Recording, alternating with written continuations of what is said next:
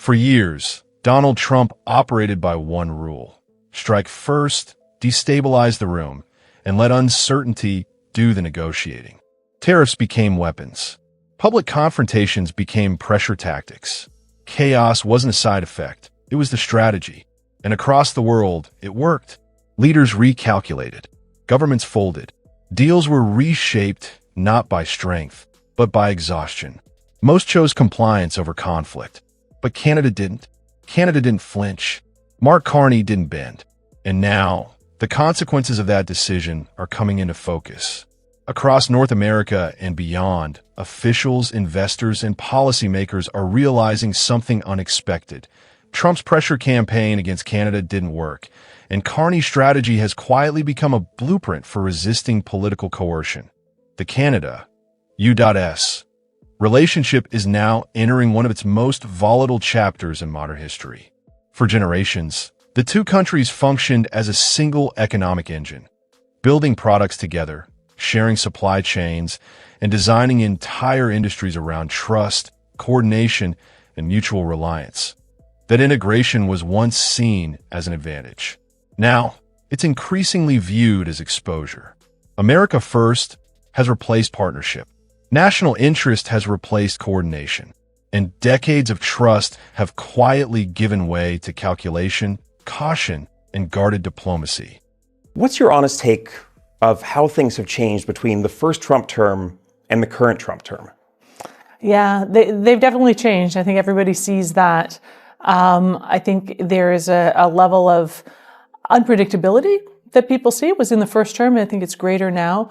But I think more importantly, there are some foundational aspects of our relationship with the United States and the U.S.'s relationship with the world that are being questioned now in ways that they weren't in the first term. Under Trump, trade stopped being policy and became leverage. Tariffs were no longer economic tools. They became pressure tactics deployed suddenly, often without clear rules or long-term strategy. Many weren't meant to last. They were designed to shake markets, unsettle governments, and force rapid concessions before resistance could form. And in many cases, it worked because the strategy ran on one fuel: fear. But while Trump leaned on disruption and unpredictability, Mark Carney chose a different weapon: preparation, structure, and institutional strength. Long before tensions reached a breaking point, Canada was quietly reinforcing its foundations. Trade routes were diversified.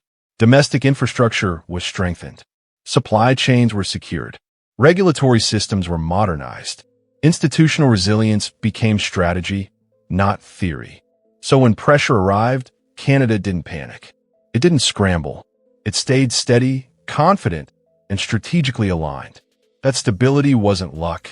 It was engineered over time that as pressure escalated. Most countries chose a different path. They recalibrated to reduce immediate risk. They softened positions, accepted compromises, and traded long-term leverage for short-term relief. Canada broke the mold.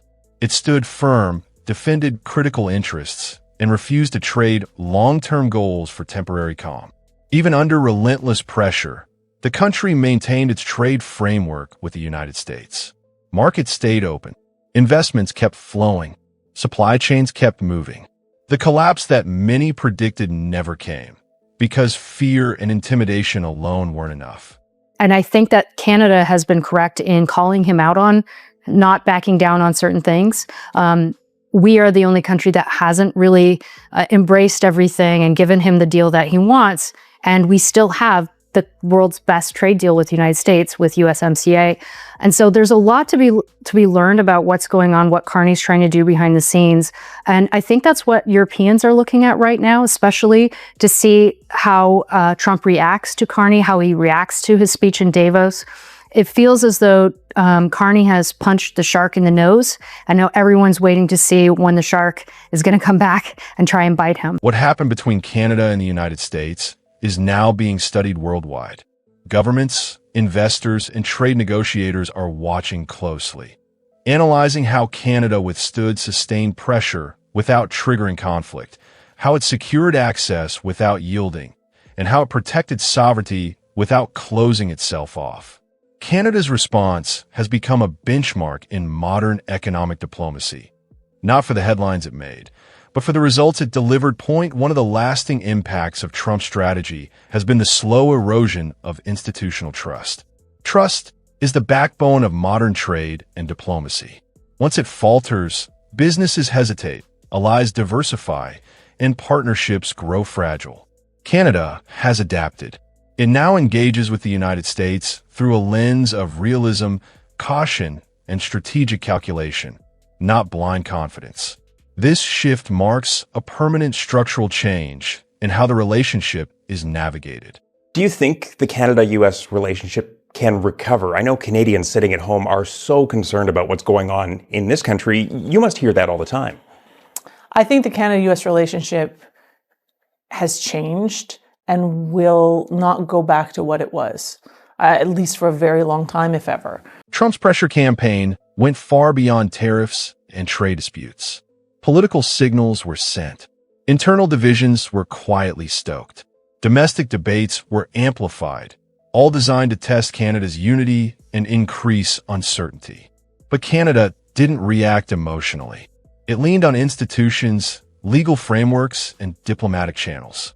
Once again, stability outperformed spectacle. Trump's playbook relies on fear, rushed decisions, and confusion, creating chaos fast, hoping opponents will fold before organizing a response. Mark Carney denied him that advantage at every turn. Canada stayed composed, acted deliberately, and minimized uncertainty at every turn. Without panic, pressure loses its edge. Threats only work when they are feared, and Canada stopped fearing. The ripple effects extended to the United States. Supply chains strained, investor confidence wavered, allies diversified, and markets grew cautious. America's reputation as a predictable partner took a hit. Meanwhile, Canada's reputation strengthened. Stability became its advantage.